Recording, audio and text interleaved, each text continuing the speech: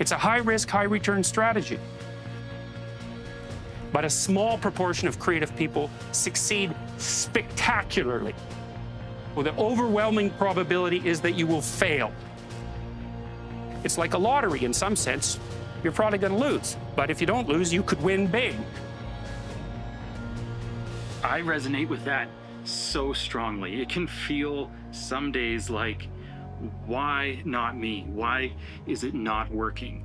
It can be easy to see my content as super valuable and people just don't understand and value it like they should. I remember when I was first learning about business and this stat that was drilled into my head that 9 out of 10 businesses fail in the first year of operations. And of that 1% that succeed, something like 9 out of 10 fail again within the first 5 years. And it just felt like random chance. And the advice seemed to be just throw your stuff out there and maybe it'll work for you. But over the years, I've started to notice that the people who are succeeding succeed predictably. And the people that fail tend to fail predictably. And once you start to know some of the markers to look for, you start to be able to look at a new business that's opening up and have a pretty good idea whether that business is going to succeed or fail within the next year or next 5 years. Because it's not just random chance.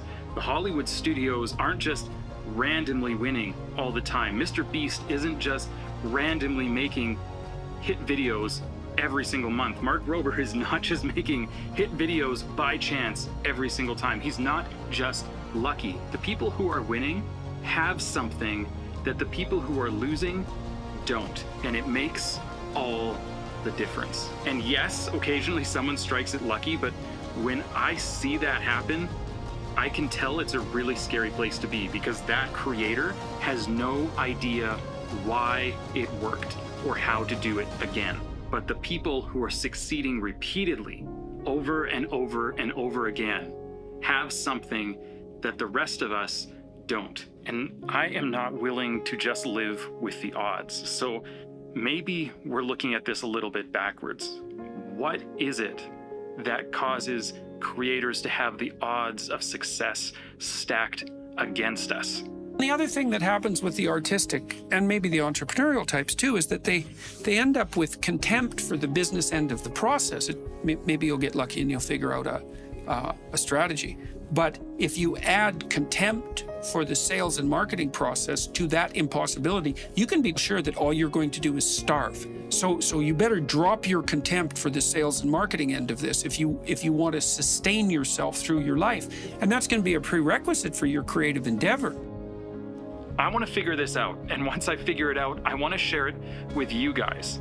Ali Abdaal talks about this concept of practicing in public, and I really like that because I haven't made it yet, but I want to, and I'm going to. And so on this channel, I want to take you guys along on this journey of figuring it out together. But the thing I didn't expect about that was how hard practicing in public would be because it's vulnerable.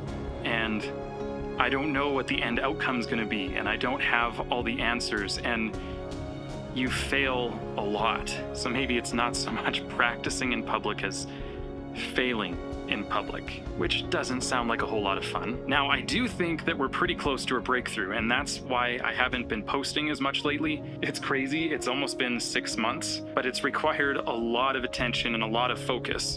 And I'm hoping that it means there'll be some really good insights to share with you guys real soon.